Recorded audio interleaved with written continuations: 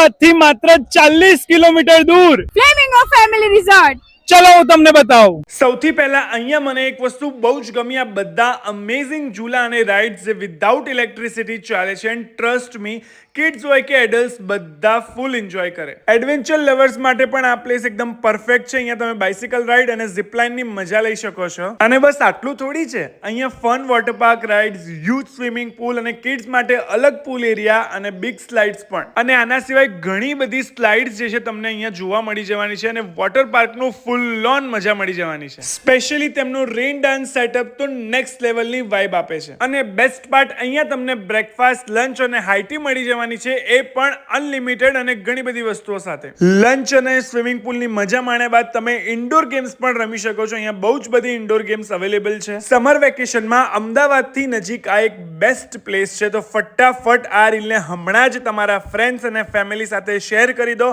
અને પ્લાન બનાવી દો ફ્લેમિંગો ફેમિલી રિઝોર્ટ જવાનો, અને ફોલો કરવાનું ભૂલતા નહીં.